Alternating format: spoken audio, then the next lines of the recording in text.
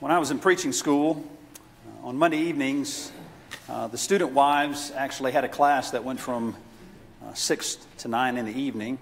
We lived in the student apartments, which was directly located behind the school, so it was certainly a wonderful commute. But anyway, so my wife was in the ladies' class for the preaching wives, and I was studying and put my boys into bed, and one of my classmates came and knocked on the door and said, "Hey, can you help me move something real quick?" And I said, "Sure." So walked outside, not thinking that I didn't have the house keys with me or the apartment keys, and walked over and helped him, move this particular piece of furniture or whatever it was. And I came back, and of course I couldn't get in. Well, it's around 8:30. I certainly couldn't bother my wife. I had a paper that I was working on for class, and so we lived on the first floor apartment. So I just went to where my boy's room was, and I knocked on the window. And so I knocked a few times, and nothing. Knocked a few more times, and then I hear my youngest, who was 7 at the time, he said, "Tyler, somebody's outside the window." So I knocked again, and finally I said, "Tyler, come open the door." And Christian goes, "And he knows your name."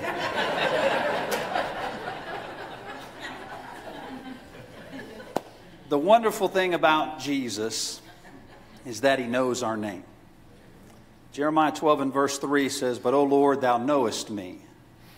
The wonderful thing about Jesus is that he not only knows us, he also knows what we need. Jesus knows where we hurt. Jesus knows our joys. And certainly Jesus is walking with us. Sometimes we forget to look for him. Sometimes in this life we choose to walk it on our own. Sometimes we choose our own path, and when we do that, we get off. But Jesus is always looking for us and always searching for us. In John chapter 15, which I've referenced a few times this week, of course, in referencing John 15 and verse 14, Jesus said, "You are my friends if you do whatsoever I command you." But if you back up a few more verses there, this is after John chapter 14, obviously, as Jesus has addressed and he's comforting his disciples and telling them they have nothing for which to fear, because as Jesus is going to go away, that he's preparing a mansion for them, a place for where they could also enjoy being with him. And he said, "Where I goest, thou will go. And where I go, you'll know there where I'm going." But Jesus, as he continues in John chapter 15 here, beginning in verse 9, one of the things that he expresses to his disciples is, he says, "As the Father has loved me, so I have also loved you." And so what Jesus is telling the disciples of Christ is, the love that I've learned that's come from my Father is the same love that I also share with you. And so it's the same love that I also want you to then share with each other. In verse 10, he says, "If you keep my commandments, you shall abide in my love, even as I have kept my Father's commandments, and I abide in his love." Jesus was showing his disciples that he was the example for whom and for what they needed to follow. When we think about Jesus, obviously, he is the ultimate example by which we guide our lives. Paul says in Philippians 2:5, "To let this mind be in you, which was also in Christ Jesus." We know that we are to think like Jesus thinks. Paul said, "Be ye holy as I am holy." Paul referencing the fact that he was following in the footsteps of Christ. And because we also are to, and we're instructed by God to follow in the footsteps of Christ, we also are to love like Christ. And so Jesus is giving an illustration there, or rather the definition of what love is to his disciples.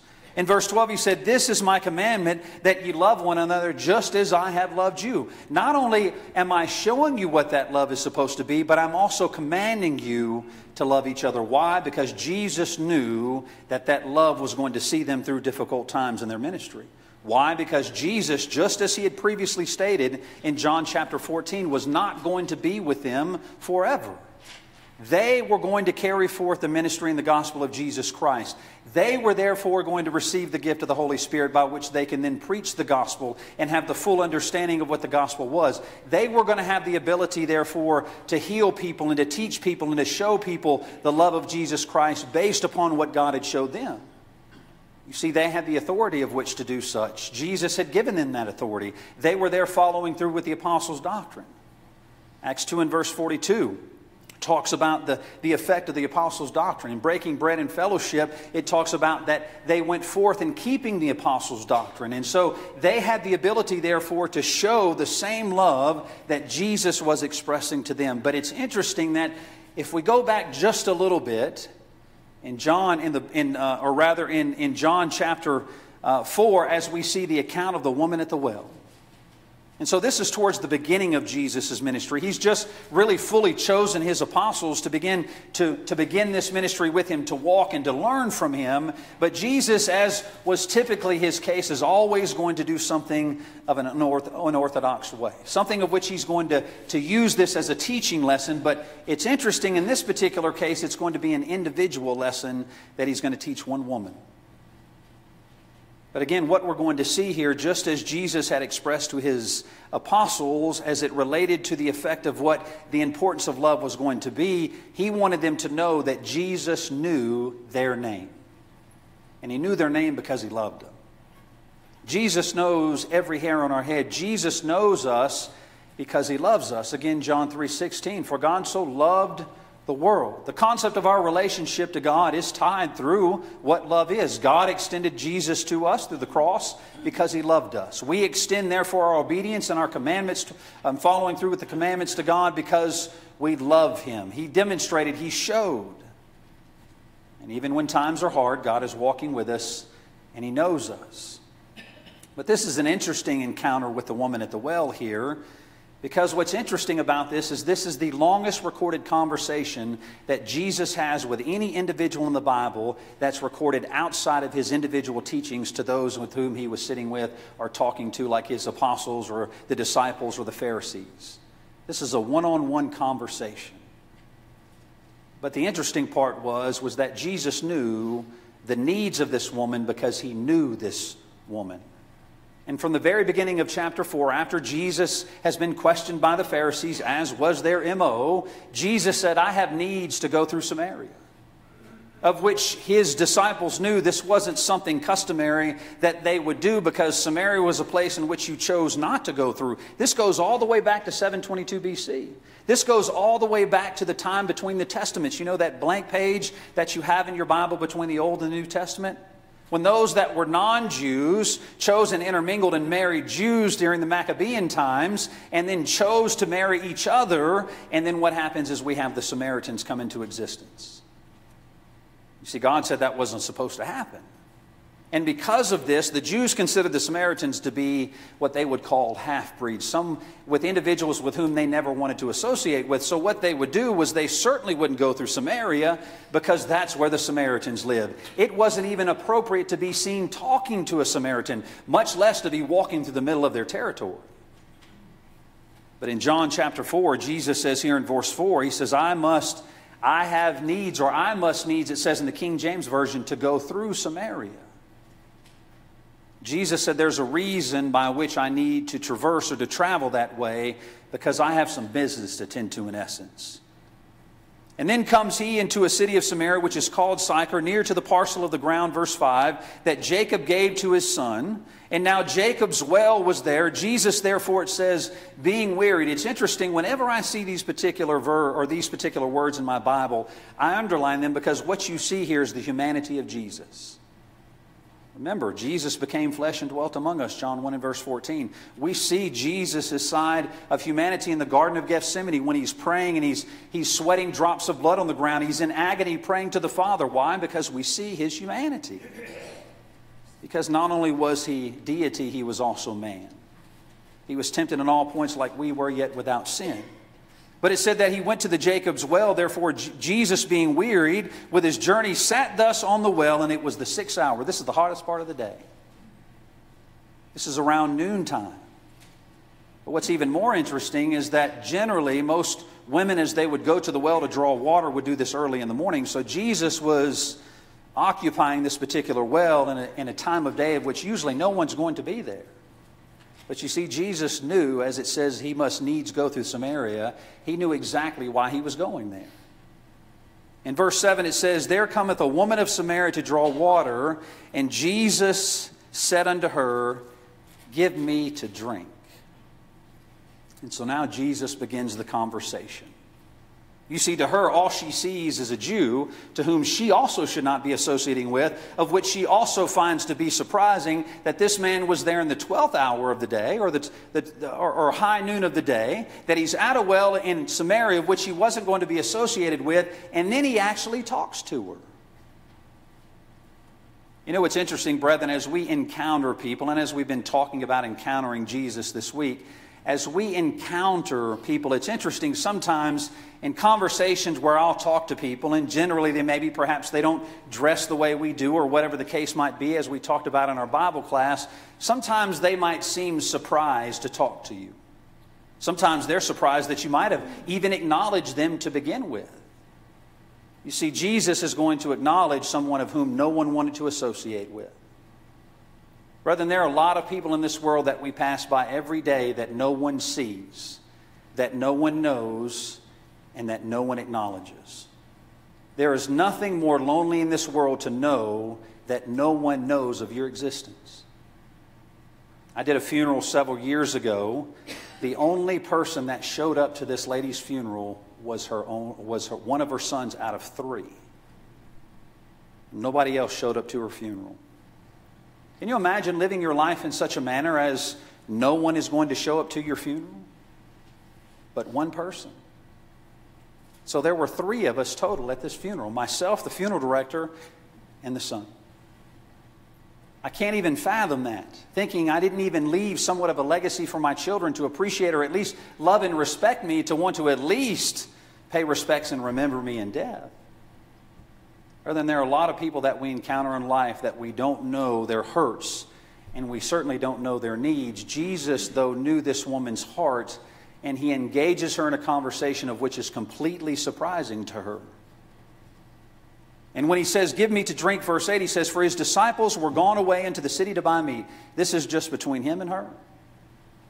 Jesus specifically travels through Samaria to Sychar to have a particular and personal conversation with this woman. And then says the woman of Samaria unto him, "How is it that thou art, being a Jew?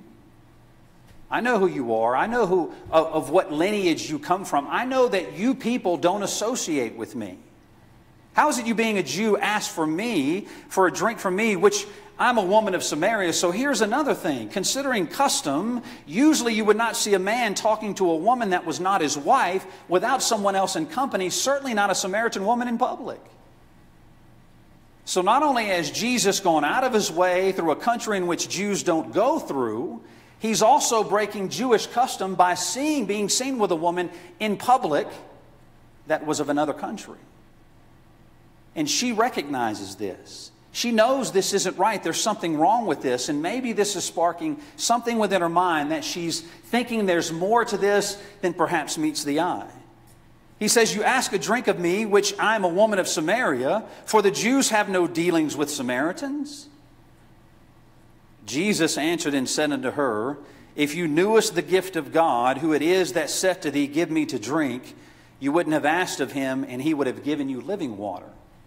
Now, what's interesting here is, if we go back to the beginning, the first thing that we notice is that true love seeks. Jesus seeks her out. Many of the encounters that we find are individuals that are coming to Jesus, or that Jesus is using as a teaching tool, as we talked about the would-be disciples last night. These are individuals that countered Jesus in a way in which he was going to use their transgressions and their sins to use it as a teaching moment of getting them to pay attention to who he was. But Jesus seeks her out. Rather than God does the same thing. God sought us through the cross of Calvary by giving his Son that we might recognize his love for us. Amen. And so God certainly is looking for us. If you think about the prodigal son, what's interesting there is, obviously we know the account of the older brother and his issues with his brother receiving all the attention, showing the jealousy and certainly the disdain of the Pharisees towards Jesus. But what is interesting is you think about the father seeking, and it says that he's looking or longing for the son to come home. And as he sees the horizon and he sees the shadow of his son, it says that he didn't stand there and wait for him. It says the father ran to him, and the Greek says that he literally, kataphaleo, he downward loved him down. He kissed him from head to toe because he was seeking his son to come home. Think about that for a moment. Think about what it means when you come home to your parents. I know the feeling. When I went to Japan for a year, and I ended up extending and re-enlisting. So I was there for almost 2 years. So I had not seen my parents in 2 years. Now first, I usually am not going to put my mother on the spot, but I will today because it's going to embarrass me more than it's going to embarrass her. When I went to Japan, this is before internet, this is before cell phones. The Christmas before I had gone to Japan, for Christmas I opened up a letter, or I opened up a box, and it was a box of envelopes. And I'm thinking, okay, well, this is exciting. She said, you need to open the box. So I opened the box, and there were 12 self-addressed stamped envelopes to my mother. She said, you know what that means, right? I said, yes, ma'am, that means I'll be writing home every month. God wants to hear from us. God certainly wants to hear from us when we're lost in the world. And God is certainly looking for us at every avenue, at every corner, and every moment of our life when we're not looking for Him. And so in this particular case, Jesus was looking for this woman. He was seeking her out. Why? Because true love seeks. But we also see here in this particular portion in which Jesus expresses the gift of who He is to her, true love also is given as a gift. He says, if you would have known who's telling you this, you would know that it's the gift of God that's being offered unto you. But to her at the same time, she's still not connecting the dots. This is still confusing to her. And the woman said unto him, Sir, thou hast nothing to draw with. The well is deep. From whence then hast thou living water? You see, she's not putting the spiritual with the spiritual. She's still connecting the physical rather. She's not associating the spiritual water in which Jesus is telling her about. You see, she's so focused on the fact that this is a Jew talking to her in a country in which he's not supposed to be in, during a time in which he's not supposed to be placed there, at a well in which he's not supposed to be seen at. So all she sees is the physical. But then sometimes the world gets caught up in physical things, don't we? We judge physically often, and we all do it. We're all guilty of it. Generally, we give a general assessment of someone we see the first time we see them, don't we? We think about going in for a job interview. You know, we've heard it said, you only get one chance to make a first impression. And so we do our best to present ourselves in such a way that when people see us physically, they associate something good. But at the same time, just because we might associate physically something good doesn't mean internally that there's something wrong. You see, Jesus knew this woman's heart. He knew there was something wrong, but as we see, the conversation is going to continue to progress, and I can only imagine her reaction in this particular moment. First, one of being kind of annoyance and shock that this conversation was taking place. Second, that he's now speaking in metaphors concerning living water of which she has nothing or any idea of what he's talking about. And that he's also offering a gift and that he wants water, but he doesn't have anything to drink from. It's interesting that Jesus associates through this metaphor concerning salvation that he ties it in with water. Well, if I go back to Acts chapter 2 and verse 38, repent and be baptized every one in the name of Jesus Christ for the remission of sins, and ye shall receive the gift of the Holy Ghost. If I think about the Ethiopian eunuch, in which the Ethiopian eunuch says, here's water, what does hinder me from being baptized? If I think about Saul's conversion as he becomes the great apostle Paul, and Ananias simply asked him the question, Saul, why tarriest thou?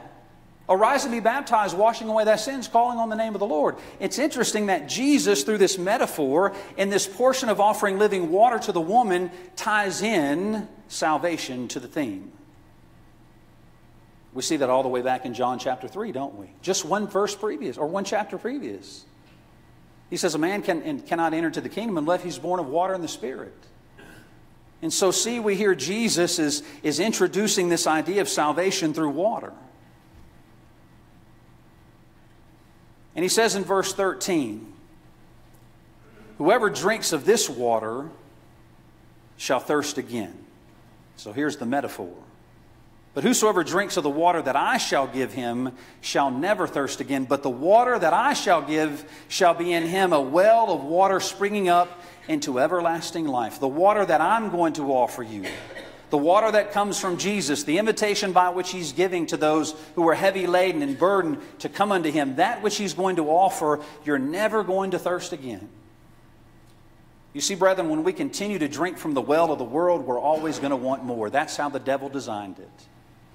He wants to keep you wanting more. That's the pride of life, the lust of the flesh, and the lust of the eyes. The devil's going to keep you greedy and desiring and needing and fulfilling the pleasures of life. Why? Because if he keeps you there, he keeps you out of heaven. So if I can keep you drinking out of my well, the devil says, then I've got you for eternity. But Jesus said, here's something that's never going to satiate your thirst. That's never going to fill you up. That's never going to give you what you need in this life. Why? Because it's empty.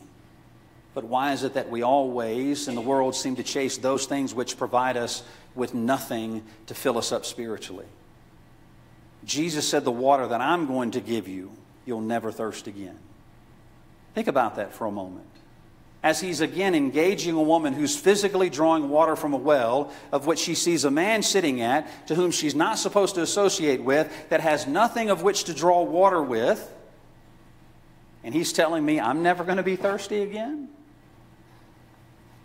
But now the conversation is going to begin to pick up. If the woman said unto him, Sir, give me this water that I thirst not, neither come hither to draw. You can't draw anything with it, but so give me this water that you're talking about. Jesus said unto her, Go and call your husband, and then come hither. Now, I always try and picture the reaction of this lady here at the well now. Because he just told her concerning the metaphor of the water in which he's going to give offers salvation.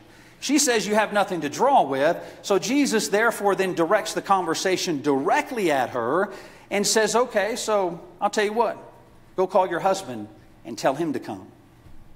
Can you imagine her reaction now? She's never met this man before. She's never seen this Jesus. She's never interacted with him. He's a Jew. She's a Samaritan woman. This isn't a conversation that takes place. But now he says, go and get your husband.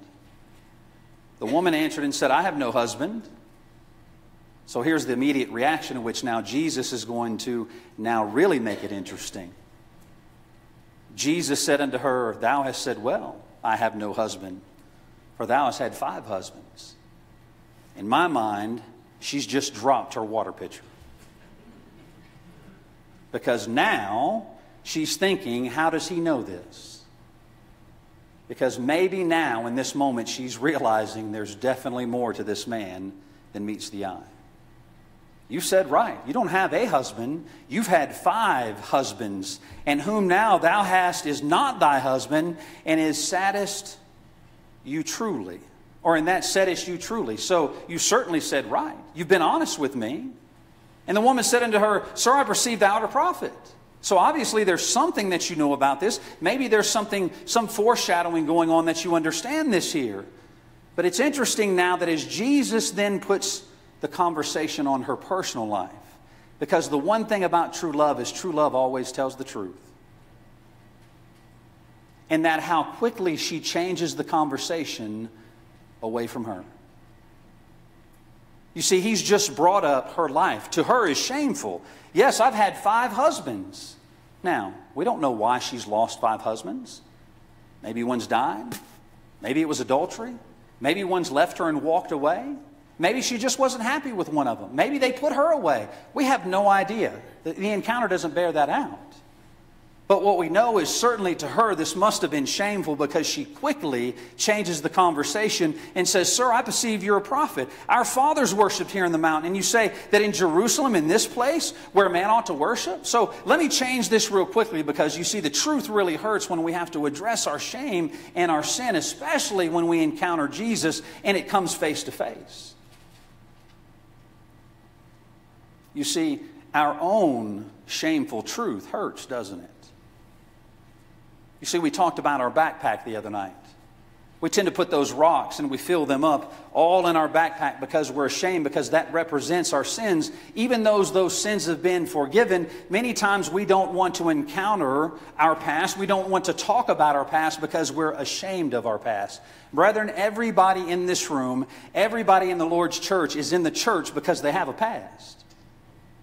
We're here because this place is a hospital for sinners. This place is where we come to heal by the great physician. This place is where we come to find peace in knowing that I don't need to be ashamed of my past anymore. Because, brethren, I guarantee you this. We might want to judge the individuals by their past, but I guarantee you, you won't give the keys to the skeletons in your closet. You want to know why? Because we're ashamed of our past. We've all done things that we're ashamed of. And certainly if Jesus was addressing you and calling you on the carpet concerning your past, would you try and change the conversation? Well, sir, you must be a prophet. And certainly our fathers worshiped here. This is where they stood on this ground. But it's interesting that Jesus doesn't then divert the attention back to shame her. Jesus answers her question. Because true love tells the truth. And true love is not afraid to answer questions. Jesus said, "Woman, believe me, the hour comes when ye shall neither in this mountain nor at Jerusalem worship the Father." You see, in this, Jesus is saying he came to break down barriers, which we know as he died upon the cross, that veil was going to be torn from top to bottom, giving access not only to the Jews, but also to the Gentiles. And he says, "You worship, you know not what, and we know what we worship, for salvation is of the Jews." But here's the change, Jesus says. This is what he wants her to realize. Because this is a true encounter that this woman is having with Jesus, that he's singled her out, that he's pulled her in, that he's recognized her past. He hasn't shamed her. He's addressed her concerns and her questions. And he says, "But the hour comes and is when the true worshipers shall worship the Father in spirit and in truth, for the Father seeks such to worship him." Here's the thing he's saying. No more temples, no more mountains. Because now what's going to matter is the heart. You see, it's no longer about the temple. It's no longer going to be about worshiping God in the highest place, as we see in Daniel chapter 4 and verse 40, or Daniel 4 and 44 and following. It's where we know that God is saying here, as he's addressing this particular woman, that all of that's about to change, because it doesn't matter who you are, because all will be acceptable of God.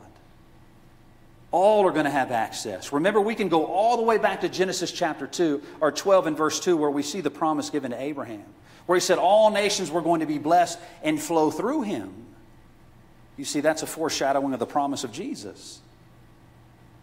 And so here he's now telling a woman who's considered unclean and unworthy that she too is going to be considered one of God's children. You see, what's interesting is that if you know anything about the history of the Samaritans, they once at one time had worshipped idols, but they moved away from that and eventually began to worship Yahweh, and they would stick true to the Pentateuch, the first 5 books of the Bible. They didn't believe in anything else, none of the other Jewish writings, but they believed in the 5 books of the Pentateuch. And so they were worshiping God in their own temple, in their own way. But Jesus said the two are about to become one. They're going to come together. He says, God is a spirit in verse 24, and they that worship him must worship him in spirit and in truth. The woman says in verse 25, I know that the Messiah comes, which is called the Christ, and when he has come, he will tell us all things. She's still not putting the spiritual with Jesus. Well, obviously, you've got to be a prophet. You know something about me. You know something about my past. You know that I've been married 5 times. The interesting was, I think, in this moment, as Jesus addresses her past of sin, Jesus now sees who she is. The wonderful thing about my Lord and your Lord is that Jesus sees us for who we are. You see, Jesus sees the person in the mirror that you don't want anybody else to see. Jesus sees the person in agony and pain. Jesus sees the person in sin.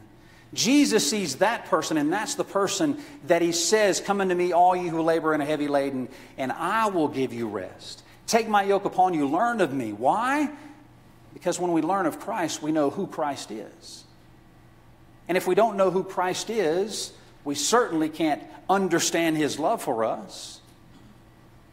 But Jesus tells her, I that speak unto thee am he. When we think about God and his referencing himself as the great I am in the Bible, what God is telling Moses when he says, you go and tell them that I am who I am. God is saying that I am the forever. I am the giver of all things. Jesus now is telling her, I am him. And now you can only imagine this. And upon this came his disciples, right?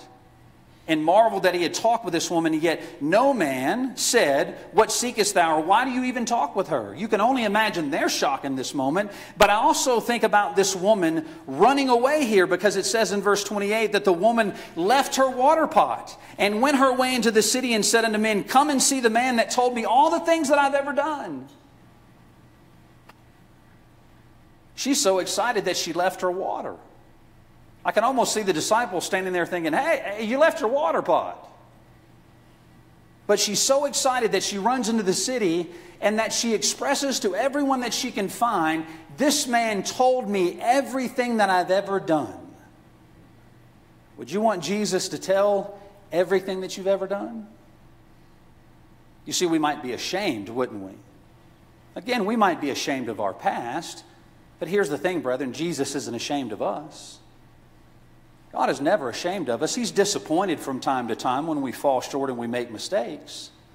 But we know through those mistakes we grow and we learn. James 1, 2 through 4. James says, "Brethren, count it all joy when you fall into diverse temptations, knowing that the trying of your faith works patience. But let patience have her perfect work, that you may be perfect and entire, wanting nothing." You see, it's in those times when we don't want anyone to see us, when our mettle is being tested and our faith is being put to the test, that in those moments we truly see who we are. We truly learn about the type of Christian that we really are. And brethren, really, sometimes people are cowards. Because they become so ashamed of themselves, they become ashamed of God and they won't confess Him.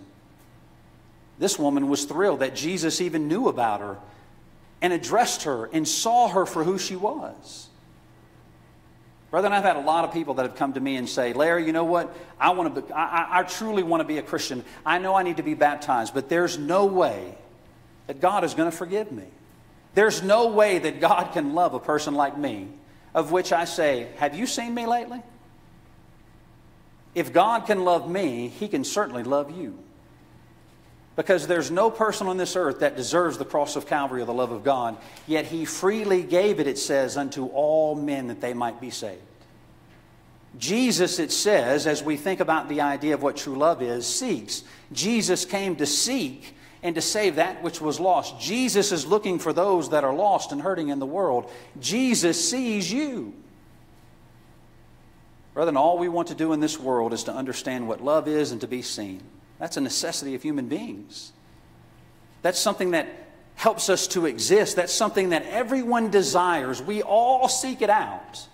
We do it through relationships. We do it through friendships. We do it through interactions with other people. Why? Because God has not designed man to be alone. Go all the way back to the garden. What did God say to Adam? It's not good that man should be alone.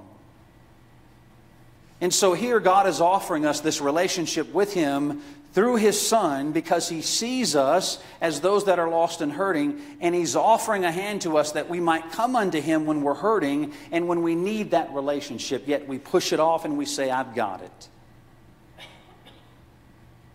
And the more we walk away, the more we become lonely.